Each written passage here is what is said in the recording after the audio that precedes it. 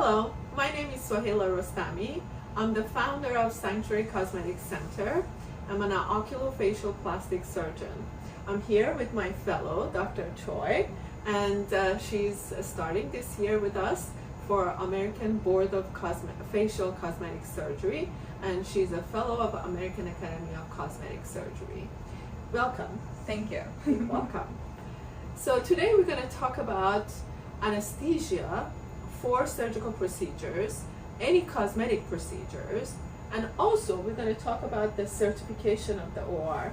So we're going to discuss some of the anesthesia. So can you tell us what are the different anesthesia we have? The most involved type of anesthesia would be general anesthesia, where the patient undergoes endotracheal intubation, and basically the vent, depending on how strong the anesthetic is, basically the vent breathes for the patient. So that's general anesthesia. And then the least invasive type is local anesthesia, where we usually use an anesthetic like lidocaine, and the patient stays awake, and that area of tissue is numbed through injection. And then that can also be augmented with a light sedative like diazepam, to make the patient more comfortable. And then a step above that would be kind of a twilight zone for the patient, where usually an anesthesiologist is involved, and we have either propofol going or ketamine, so the patient is kind of in a twilight zone. Sometimes we can do a little bit more for the local, other than the diazepam, which is Valium. We can do a little bit of an intramuscular injection of different products. That's true. The anesthesiologist doesn't need to be there because it's not an IV injection. So, but we still monitor their vital signs. So a little bit a step up from the local, but it would make the patient comfortable. We also have another way to help the patient to be comfortable, and that's using the Pronox, which is the laughing gas, pretty much, and that can also be helpful and help them to be calmer, more relaxed. And the combination treatment sometimes help them to be able to get through the procedure. But many of the cosmetic procedures need not to go under general anesthesia. Am I correct? Correct. So general anesthesia has the majority of the complications. Honestly, general anesthesia is the one that we are really try to make sure you qualify to go through general anesthesia. So you have to be much healthier. The anesthesiologist will go through all of your medical history. You need to have clearance from your doctor, primary care doctor, to give a clearance to the anesthesiologist. And these days, also they require, after a certain age, like 55, 65, certain lab work and tests to be able to qualify for general anesthesia. The twilight also requires those approvals and reviews, but it's not as intense, and a lot of people can't tolerate the little bit of a propofol. And the reason is because the propofol, as long as you have the monitors on, they can really watch your breathing. They can make sure that you breathe on your own and you get enough oxygenation. So then it's easy out of your system. Within 4 minutes you can be awakened. So that's also a good way of combining it for cosmetic procedures. I think that's really the way we like to do the procedures, because of the way it's more, I would say, safer for the patient to be able to recover from. Now, we talk about surgical room certification. What does that mean? Why do we care about that? Can you go over that with us a little bit?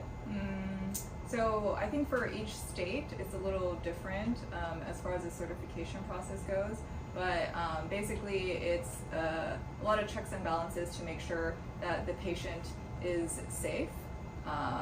So I'm not super familiar with all of the requirements, but I assume you want your office-based operating room similar to that of a hospital. So if something critically, God forbid, wrong happens, then we are prepared and that we are able to handle the situation and make sure the patient is safe.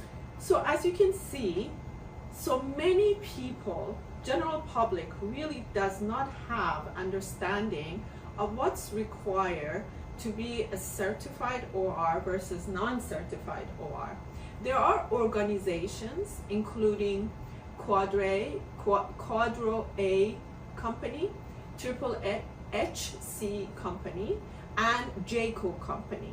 These are companies that actually certified operating rooms to be a safe center to perform surgery in them. They go through very rigorous evaluation, from including instruments to be done properly. So you understand, when we're talking about surgery, everything has to be sterile. So the sterile techniques has to be done. So they review what we do during the surgery, before and after, for the creation of that instruments to be sterile. So they evaluate the equipment we use, and they make sure that they up to par.